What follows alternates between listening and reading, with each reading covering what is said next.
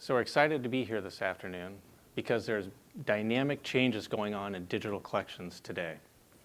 It's no longer just enough to show pretty pictures of your unique resources on a website for your users. Your users want and need to be able to interact with, reuse, and recombine the resources in your digital collections so that they can support their research.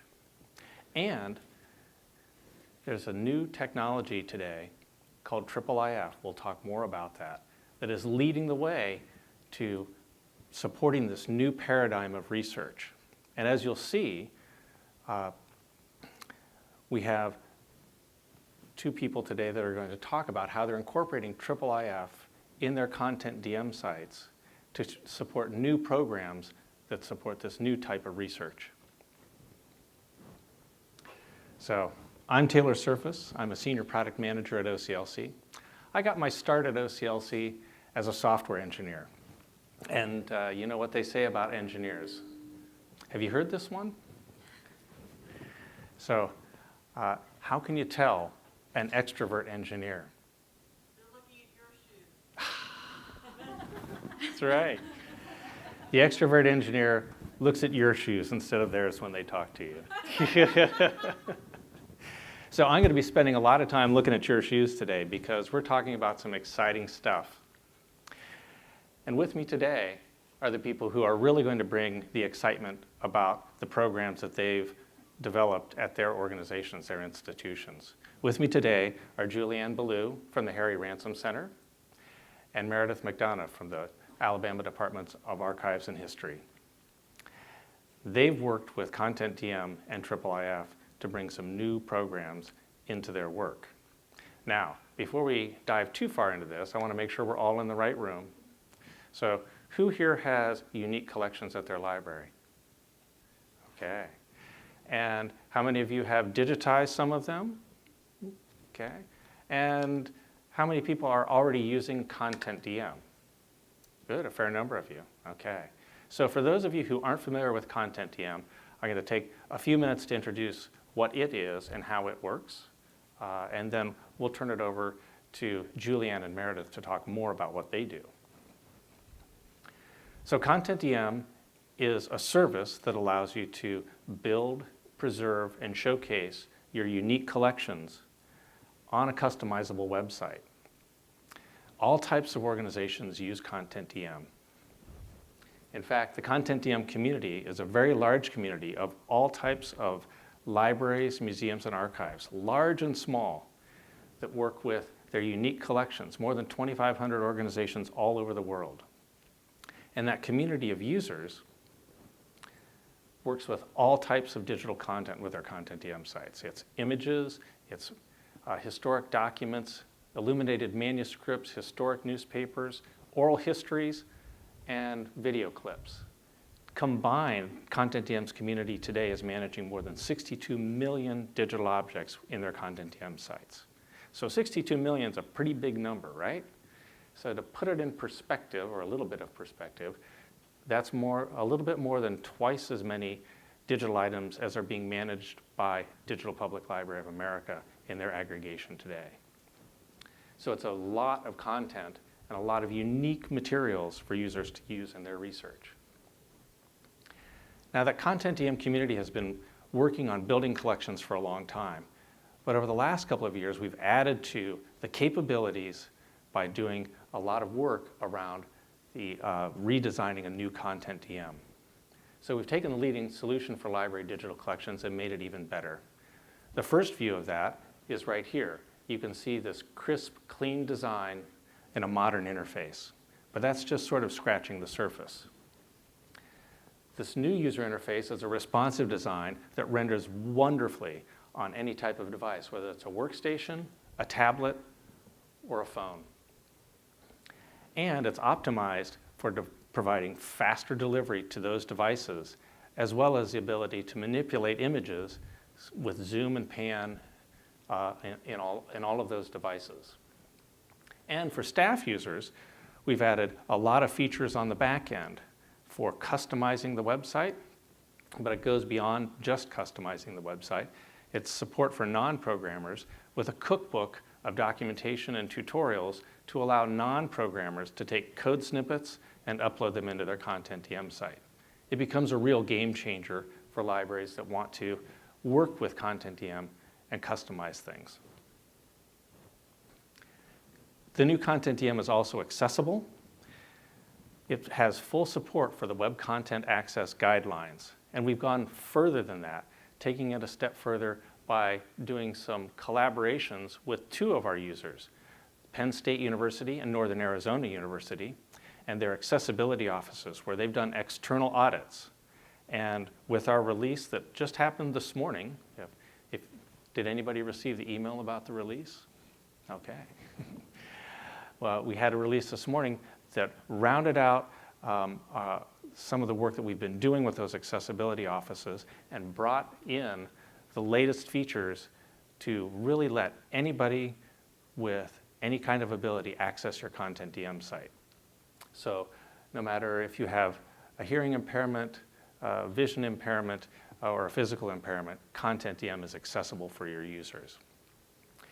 With these latest additions, I'm really confident in saying that CONTENTdm is the most accessible digital collection management software available for libraries today.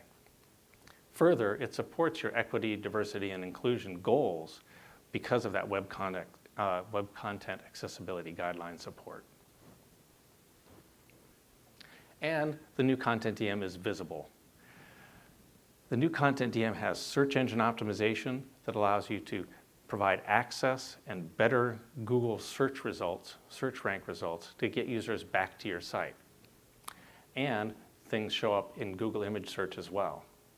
You can also share the metadata from your CONTENTdm site with WorldCat using the Digital Collection Gateway to give users another point of access for searching and discovering your collections and getting back to them. And because we've incorporated IIIF into CONTENTdm, your collections are now part of that IIIF community and have access to using the new tools and innovations that are available to you there. So a little bit more about IIIF. Who can tell me what these are? Sockets, yeah. So when I'm traveling and I'm going to a different country, I've got my hairdryer, well, maybe not me, my razor, I need something to plug in here, but my plug only works in one of them. So what do I have? I have an adapter. I use that adapter to take my appliance and plug it into the power in whatever country I'm in, whether it's my phone as the appliance or my laptop as the appliance or my razor as the appliance. And that's what IIIF does. IIIF is that adapter that allows you to take some software appliance and add it to your repository that supports IIIF and provide great access with new types of appliances for your users so you can support new innovative programs.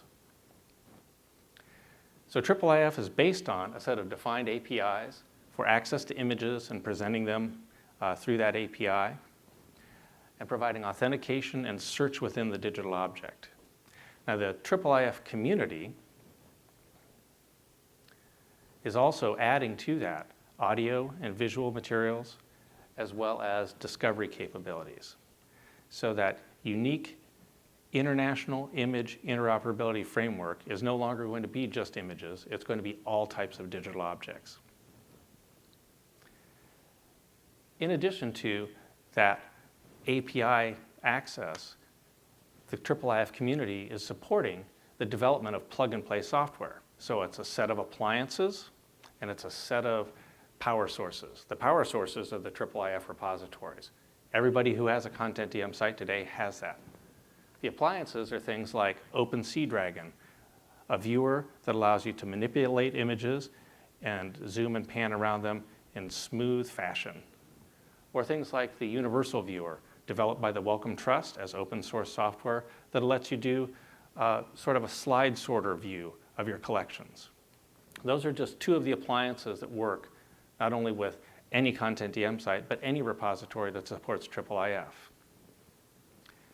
So who's this community that is building IIIF? Well, there's more than 40 organizations that have banded together all over the world to support broader access to the unique content in repositories that they support. And OCLC is proud to be one of the founding members of that group. We like to think now that with this new CONTENTdm that has incorporated IIIF, we've developed a new platform for innovation. And that platform for innovation is supporting the work of these brave librarians who are the first out of the gate to start to show some of the great things that they can do with CONTENTdm and IIIF. So I'm going to turn it over to them now to talk a little bit more about their programs and how they're engaging their communities with IIIF and their CONTENTdm sites. So first up is Julianne Ballou from the Harry Ransom Center at University of Texas at Austin. Julianne has worked a lot with the Gabriel Garcia Marquez Archive and the Mirador Viewer to provide better access and engage their community in lots of different ways. Julianne? So thank you for coming. I am a project librarian at the Ransom Center, and I'm going to tell you a little bit about our implementation of the Mirador Image Viewer and how we've been using IIIF and CONTENTdm to share our collections more widely. And I'm going to talk a little bit more about our Garcia Marquez digital collection. That's sort of the collection that we use to roll out a IIIF and Mirador. First, I'm going to say a bit about the Ransom Center in case any of you are not familiar with it. The Ransom Center is a research, library, archive, and museum at the University of Texas at Austin with extensive manuscript, photography, art, and book collections, as well as audiovisual collections, costume collections, and personal effects. And in 2014, the center acquired the papers of Gabriel Garcia Marquez. And this was, if any of you don't know who he is, he's best known for his novels, 100 Years of Solitude and Love in the Time of Cholera. This collection was a little bit of an outlier for the Ransom Center for a couple of reasons. It's almost entirely in Spanish. And though we have archives and artworks from all over the world, we primarily collect from the United States and England. But Garcia Marquez's family actually approached the Ransom Center, wanted to place his papers among other Nobel Prize winners' collections. And he had a number of authors that he admired as a beginning writer have collections at the center. And this collection was also unique in that its primary audience is outside of the United States and obviously outside of Texas. So the center committed from the beginning to digitizing the papers with the family's support, and shortly after receiving the collection, applied for a Digitizing Hidden Special Collections and Archives grant from the Council on Library and Information Resources. The center received the grant and was, I believe, among the first class of awardees. And although Garcia Marquez is by no means a hidden author, there were a number of aspects of the application that I think made it a strong contender. One being the fact that all of the works in the digital collection would be under copyright.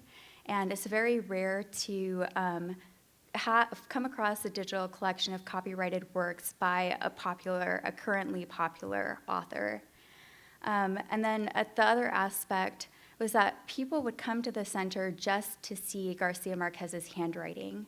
So this was a collection that had a much wider than scholarly appeal, and arguably were papers that belonged to the whole world, not just to Colombia or Mexico or in this case, Texas. There's a lot of questions about ownership. And so offering to put the papers online kind of answered some of these questions or softened some of the anxieties about whether they should be at the University of Texas. So I have two charts here. One shows our commitments as part of the application, and the other shows what we were able to deliver. And this really, CONTENTdm made this a much richer project than we sort of foresaw it being. We had originally proposed building one collection, and in the past, we've only done digital collections with English language metadata. That was sort of the standard at the Ransom Center. But using CONTENTdm, we were able to really easily build two digital collections using the same images. We had two finding aids, one in English, one in Spanish, so we used a lot of that metadata. And this really just involved two separate ingests and a little bit of extra metadata creation. As part of our proposal, we had promised that if we got this grant, we would implement IIIF at the Ransom Center, along with the Mirador image viewer. And this really became a key part of the proposal. And part of this was because we were building this collection before CONTENTdm made the migration. So when we put copyrighted works online, we try to offer downloads. We try to get permission to offer low-resolution downloads, but it still is not ideal for examining or viewing the image. So with IIIF, we would allow people to have the capability to zoom. So we would still offer these 72 DPI downloads, but we would have IIIF in the Mirador viewer so that people can get closer into the photographs and closer into the drafts.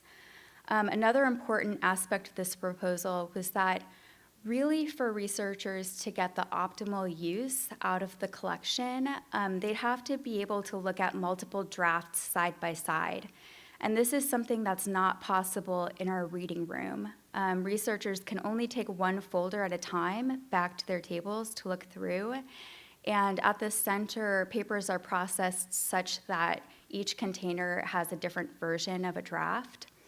So in order to be able to look at the way that a work has progressed over time in the best way in one viewer, researchers would either have to open different files within an image editing software like Photoshop, or ideally be able to use something like Mirador to look at different panes with images side by side. I'll show you what that looks like in a bit. We also OCR'd all of the manuscripts so that users could look at the transcript alongside the image. So now I'm just going to show you how we integrated the Mirador viewer with our digital collections records. So if you see that IIIF, these are a few different views into the Garcia Marquez collection. On the left side, it's the landing page. So you have the Browse button, and users can click that button to get into the CONTENTdm results page of different records, or they can click the IIIF button to be launched into that canvas in the upper right corner, which shows all of it's a different way of viewing records in the collection. And then the bottom right, you have one object, a compound object record, and you see there's the download button, the print button, and then there's IIIF, which will launch users into the Mirador pane. And here I've showed you a few different, so if you click that IIIF record or image, you'd get that one page or the view of that page with the smaller thumbnails of all of the different pages in that compound object at the bottom of the screen. But here I've pulled in pages from different drafts of Love and Other Demons. So you can really see the way that Garcia Marquez changed the work over different drafts. You have a deeper insight into his word choice, into his sometimes neuroses, or sometimes you can see the way that he pushed back against his publishers. You can see instances where he reinstated words that were cut. And this becomes an incredibly valuable tool, especially for textual editors. We also have scrapbooks in the collection that show early published instances of short stories and installments of novels. And I think it's very valuable for researchers to be able to see the work from the very beginning up to an earlier publication alongside maybe a page from a novel. And we've also included books in the collection where he went in and annotated the published works for later editions. Here is an example of a page in Mirador with the OCR transcription on the left panel. And Meredith is going to talk a little bit more about a crowdsourcing project that she's engaged in using IIIF. But the ideal instance is that you would OCR a manuscript, and then you could send this transcript out to students or researchers to maybe clean up the OCR text in instances where handwritten writing wasn't readable by the machine, by the computer.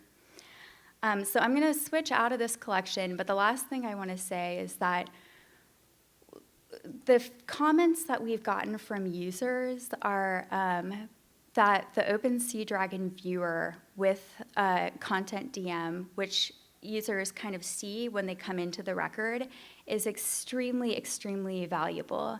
So researchers have said that it's almost easier for them to use OpenSeaDragon and to be able to zoom than it is to actually use the physical papers because they can do this from anywhere. They can get a clearer view than they might be able to get otherwise. They don't need the magnifying glass at the desk.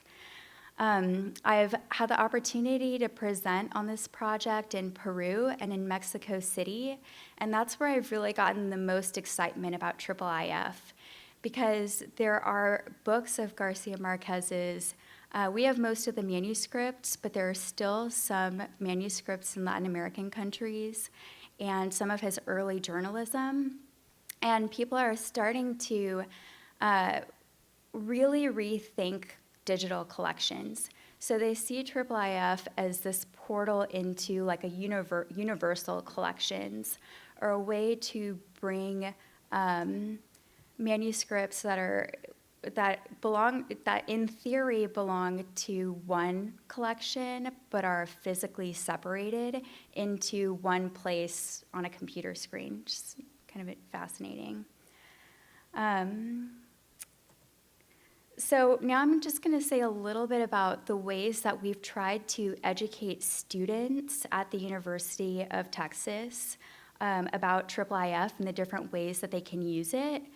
And one thing we've realized is that you have to do a lot of outreach around IIIF and around whatever viewer you decide to use, because most researchers are not familiar with these tools, and they don't quite know how to utilize them or what the purpose is.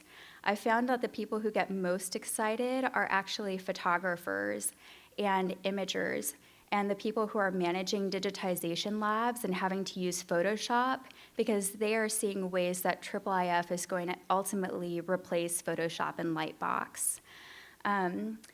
But ways that I've tried to bring this to students is, so if you use CONTENTdm, when you ingest an image and metadata and then approve it, that image and metadata is automatically wrapped together into a IIIF manifest. But that manifest doesn't become part of the metadata, so it's not automatically visible to the user, and it's the manifest that will cause an image and the metadata to show up in a viewer. So I chose one of our collections. It's our map collection, and I added a few IIIF links to every record. So if you see on this screen, I have the manifest, which someone can drag and drop into a viewer. I have the base URI, which if somebody clicks on that, they'll get the information in JSON on the image. So the size of the image, the file format, the different levels to which it can scale. And then I have the IIIF image URL. And this is what I use when I present on IIIF at UT, because it's the image URL that you can use to edit an image within your browser. So I don't want to get too much into the technical details. I think that's not for this presentation. But I do give a series of workshops at UT just showing students how they can edit images using this link. So if you look up there, you've got sort of the basic link. And if you put that link into your browser, the image will show up and you can drag and drop it onto your desktop. You can also change the size of the image in your browser. You can rotate the image. This is the type of things that students have the most fun with because they see, wow, I don't have to download and upload an image. Like, this is the most seamless way to view an image. You can zoom into the image. You can make it larger. You can isolate coordinates of the image in your browser. So this is really what I like to start off with students and staff at UT. And I think that's all I want to talk about today. I would say the biggest takeaway for me working on this project has been that people get very excited about the possibilities of editing images, of transporting images and metadata with IIIF, and of bringing items, disparate items, into one, of kind of creating collections and having the agency to do that type of work.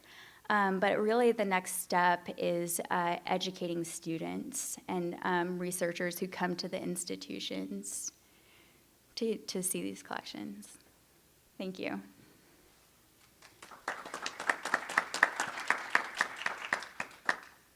Thank you, Julianne. Julianne has been working with one appliance called Meredith, and I mentioned we had a software release of CONTENTdm this morning. Now, with CONTENTdm, there's a cookbook entry for you to be able to use to upload a Meredith viewer into your CONTENTdm site. So you have access to this new appliance because of IIIF and CONTENTdm. So the things that their pioneering work did sort of pave the way for everybody to have access to that in CONTENTdm today. So next up is Meredith Mcdonough, Digital Assets Coordinator at Alabama Department of Archives and History. As Julianne mentioned, Meredith's work has sort of not so much from a collection viewing perspective, but a collection building perspective, working with CONTENTdm and IIIF. I'll let Meredith talk a little bit more about the work that they're doing.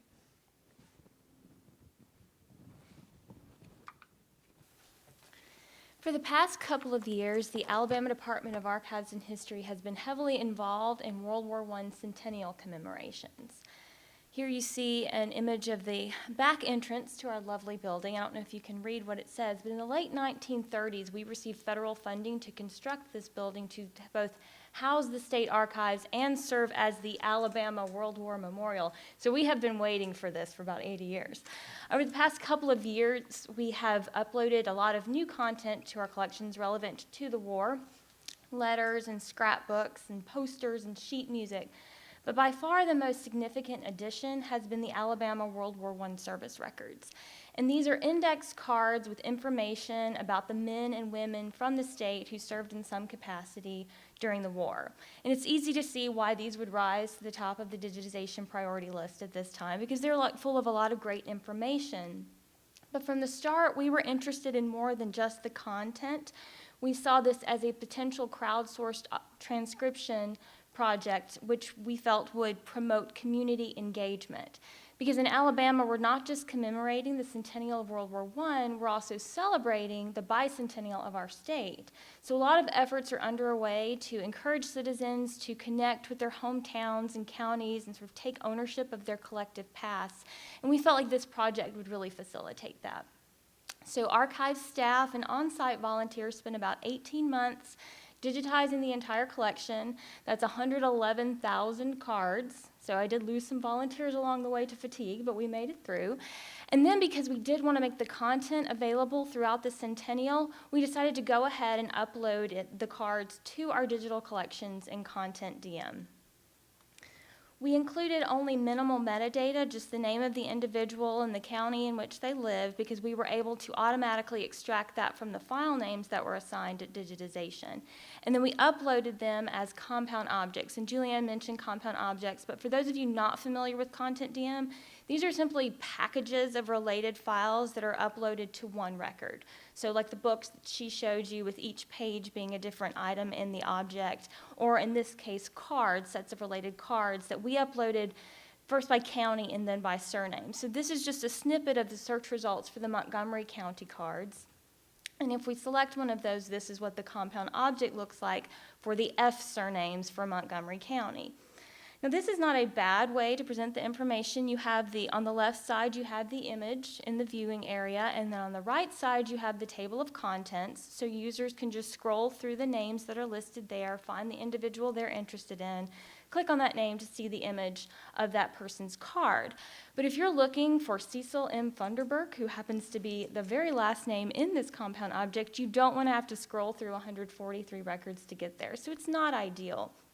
What we wanted to do was add more information from the cards to the descriptive sections that you see beneath them, so that when users did it, and we wanted to also upload them as individual items, so that when users did a search, they would pull up only the cards that were relevant to the terms that they had entered. So we got all the information in CONTENTdm. That took a while, 111,000 cards, but that was really the easy part, because after this was done, we then had to figure out how we were going to carry out this grand transcription project that we had been telling people about for months. We have a very limited IT staff at the archives, just 2 people, and I'm not one of them, and they did not have the knowledge or the experience to develop a robust system that we could use in-house or to adapt and implement an open source software.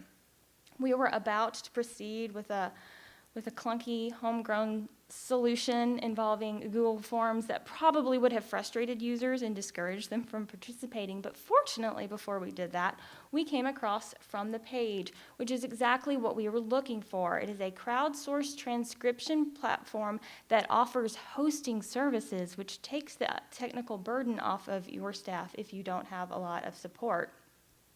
In looking at this, and this is really great, I highly recommend it, but in looking at the software, we didn't find exactly what we needed. Initially, From the Page just offered free text transcription, so an image of a document on one side and then an open data entry area on the other where you would just freely type what you see. And we really needed something that was field-based because these cards are forms. So we contacted the company anyway because we thought maybe we had missed something in our searching. And Ben and Sarah Brumfield, who are the owners of the company and creators of From the Page, contacted us back right away. They confirmed that no, they didn't offer that feature, but they could develop it for us, so let's have a phone call. And we did, and my administration was all in. We worked with them to develop a plan for them to create the features that we needed, and then my director reached out to COSA, which is the Council of State Archivists, to other state archives in the country to see if anyone else might be interested in partnering with us. And we did get some contributions from Indiana, Virginia, and Missouri who all saw the potential benefits of having that field-based data entry option. So what they created for us was the ability to set specific fields, and the data going into those fields could be free text, or we could create drop-down menus with set lists of values. And then we had the ability to rearrange those fields and determine the layout. So what you see here is the administrative back end of things. And then this is what was for the users, a nice seamless experience that included both the image and the fields that they would be entering on one screen. The piece of this that makes our project relevant to the panel discussion today is that image you see, because that does not live on the From the Page server. That's coming directly from our CONTENTdm collections, because the Brumfields were able to employ this IIIF integration to pull from the work that we had already done. which was a happy surprise for us because it meant we didn't have to re-upload everything for this project, and it allowed us to get started with our project a lot faster. We officially launched it on April 7th by hosting an on-site training session at the archives. We invited a number of volunteers who were involved in small genealogical and historical associations in the state because we felt that after they were introduced to the software, saw that it was not intimidating, they would be good advocates for the cause after that. And so we had about 12 to 15 people come. It was a good number. Everybody had a chance to get some hands-on experience and some time with the staff. They could ask questions. And it was also a chance for us to debut our project guide, get some user feedback, and make some adjustments to that before we released it to the public. At the end of the day, we fed them lunch, thanked them for coming, and told them to spread the word, and they did. This was a Saturday, and by Monday morning, my inbox was flooded with requests to join the project. And we traced that back to a tweet by someone from the Alabama Genealogical Society, which was retweeted by similar organizations in other states. So our first batch of volunteers came from outside of Alabama, which shocked us. I mean, the Brumfields told us it would happen, but we just didn't think anyone outside the state would care about Alabama records. But really, they didn't care that they were Alabama records. People are looking for these projects. They want to participate. They want to help. And those geographic boundaries just don't matter. In addition to their help, what we did ourselves was promote it through social media, primarily Facebook. We also created a page for it on our Alabama History DIY website. It's a Wix website that supplements our main site. I know you can't really see it, but at the top we created a heading that says a menu item called Virtual Volunteers, and we shamelessly copied that from the Library of Congress because it is succinct and beautifully alliterative. And on that, under that menu item, we made a page specifically for this project. And we asked people to contact me directly so that we'd have another level of control. I accepted anyone who would give me their name and an email address, but it did give us a sense of when people joined. It helps us keep some statistics. And so I have a spreadsheet, and as I can always tell when there was a new social media post because I get an influx of participants after that. Other than these two things, we really didn't do a lot to promote the project. We had intended to at least do a press release, but we just didn't need to because there was so much participation. And we realized it's not because our project was that great. It's a very good project. We're very proud of it. But we benefited greatly from the tie-in to World War I. There's a lot of interest in that already. Also, the material that we posted online was not as complex as a lot of other people's projects. These were TypeScript cards. We were only asking for select fields, so it was a really accessible project to a lot of different volunteers who might have been scared off by having to transcribe 19th century handwriting and erratic spelling. And then finally, it's very trite, but this just illustrates the power of social media and spreading the word, because that's how most of the people found out about our project. Along the way, the Brumfields kept us informed of the statistics that they were seeing on their end. So 12 days into the project, 10% of the collection had been completed. This chart here, Sarah Brumfield sent me in 2 months in, 70,000 cards had been done. And 6 weeks after this, which is 3.5 months from our launch date, all 111,000 cards were done, which blew us away. We had set this silent but hopeful, fingers crossed completion date of November 11th, because a great way to celebrate the centennial of Armistice Day. So we had no idea it would be completed this quickly.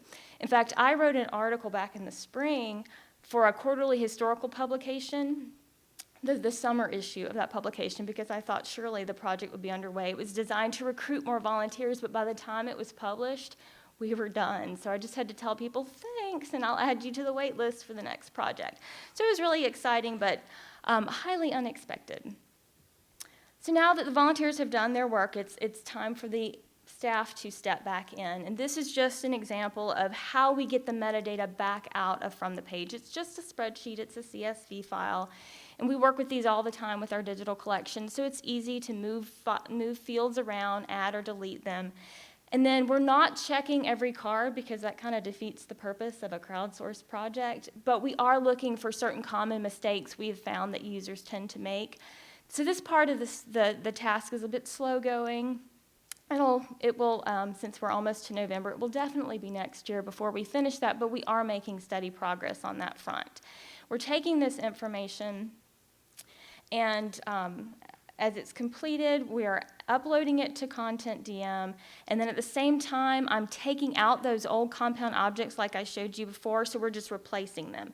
So there's never any time that cards are missing or duplicated in the digital collection.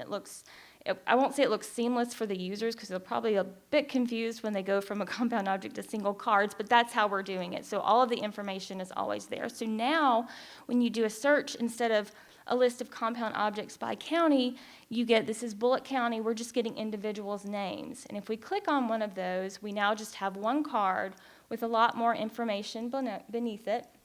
You can see in blue, those are lovely hyperlinked controlled vocabularies, and I know I don't have to tell this room how marvelous subject headings are, so you can see what a great thing that is. And so this is our end result.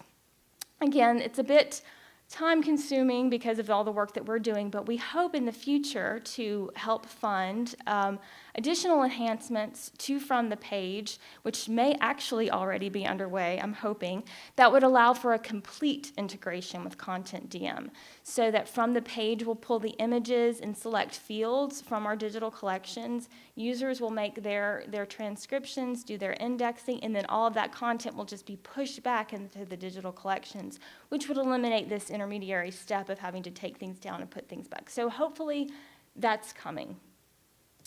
So what are the outcomes of our little collection? First, we created a meaningful World War I commemorative program that involved the public, and that was one of our primary goals from the start. So we succeeded in that area. Second, and obviously, we accomplished a massive indexing project much more quickly than we could have done in-house. I think in most cases, this would be the primary outcome, but for us, that community engagement really was important, that they are neck and neck as far as importance goes. Finally, this work resulted in technology that can be adapted for future transcription projects, and not just ours. You know, anyone who uses From the Page now can take advantage of that field-based data entry, and also From the Page is open source, so anyone who knows what to do with that code, such as the people sitting beside me right now, could take full advantage of that without having to use the hosted subscription option. And finally, we established a base of virtual volunteers and connected with a new community of users. And this is really my favorite part, because our users are why we exist. I come from a different background from most, if not all of you, because I'm from a state government agency. It's archives and museum. I'm not a librarian. But we have the same goal. We want to share information with our users.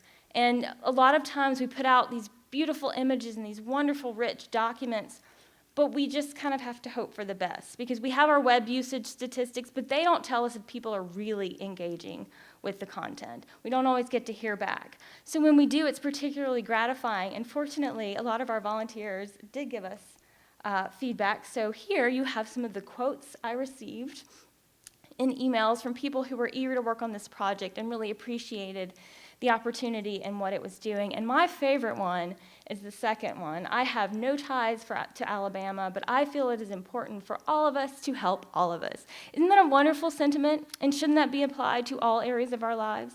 But it's particularly fitting for this project because our volunteers came together to help us create a better resource for them and everyone else.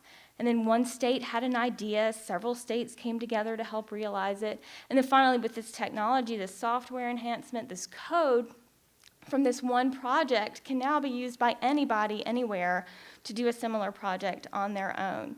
And all of this reminds me, in addition to this project, also what Taylor talked about, Julianne's project of a new OCLC slogan. I think it's new, but I just heard it for the first time a couple of months ago at the user meeting, which is, together, we make breakthroughs possible. So thank you.